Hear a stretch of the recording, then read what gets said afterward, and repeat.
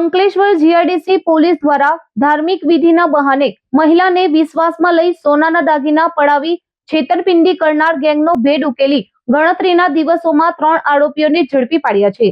ગત તારીખ 22 જૂન 2026 રોજ બપોરે અંકલેશ્વર જીઆઈડીસી વિસ્તારમાં ફૂલનો વ્યવસાય કરતી એક મહિલાને અજાણ્યો પુરુષ અને મહિલા મળ્યા હતા।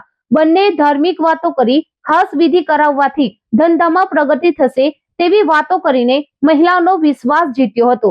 ત્યારબાદ વિધિના બહાને મહિલાએ પહેરેલા અંદાજે ₹63,000ના સોનાના દાગીના ઉતરાવી લઈ બંને આરોપીઓ ફરાર થઈ ગયા હતા। આ બનાવ અંગે અંકલેશ્વર જીઆઈડીસી પોલીસ સ્ટેશનમાં ગુનો નોંધાયા બાદ પોલીસે તપાસનો ધમધમાટ શરૂ કર્યો હતો। તપાસ દરમિયાન surveillance, CCTV footage, human sources અને ટેકનિકલ સર્વેલન્સના આધારે આરોપીની ઓળખ કરવામાં આવી હતી। મળેલી બાતમીના આધારે પોલીસે બાલાસિનોર ખાતે દરોડા પાડી આરોપી વસીમ ગુલામશાહ શેખ, સલમા ઇકબાલ શેખ તથા દાગીના ખરીદનાર સોની દક્ષેશ કુમાર મહેન્દ્રભાઈ શાહને ઝડપી પાડ્યા હતા। ઝડપાયેલા આરોપીઓ પાસેથી આશરે 0.5 ગ્રામનો સોનાનો દાણો, 2.9 ગ્રામની સોનાની નળી, એક મોબાઈલ ફોન અને એક મોટરસાયકલ મળી કુલ ₹1,12,000નો મુદ્દામાલ કબજે કરવામાં આવ્યો છે।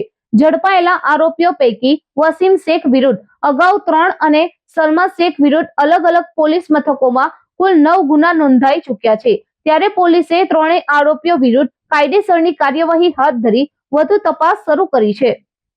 મિલકત વિરોધી ગુનાઓ જે છે તેના ડિટેક્શનના ભાગરૂપે માનનીય આઈજી સાહેબ તથા એસપી સાહેબની સૂચના અન્વયે અંકલેશ્વર જીઆઈડીસી પોલીસ સ્ટેશનને ખૂબ મોટી સફળતા મળી છે।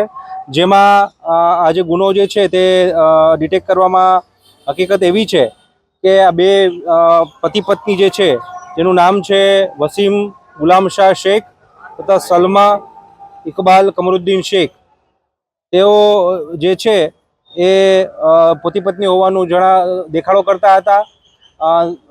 જતા વ્યક્તિને ધાર્મિક વિધિમાં રસ હોય તેવી વ્યક્તિને એપ્રોચ કરી તેમને વાતોમાં ઉલઝાવી, તેમને લલચાવી, ફોસલાવીને તેમની પાસેથી સોના ચાંદીના દાગીના કે રોકડ જે પણ હોય તે પડાવી લેતા હતા। તેને પોતાની વાતોમાં ફસાવી અને આ રીતનો ગુનો આચરતા હતા।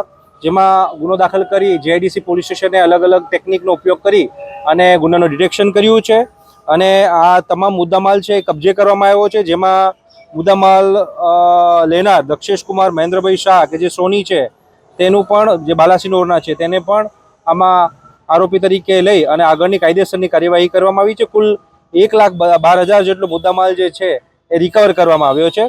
આ બંને વિરુદ્ધ અગાઉ પણ અમરેલી, પોરબંદર, અમદાવાદ વગેરે અલગ અલગ જગ્યાએ 9 જેટલા ગુનાઓ પણ દાખલ થયેલા હોવાનું ધ્યાનમાં આવેલ છે। એટલે એક પ્રકારના હેબિચ્યુઅલ ઓફેન્ડર્સ છે તેવું ધ્યાનમાં આવેલ છે।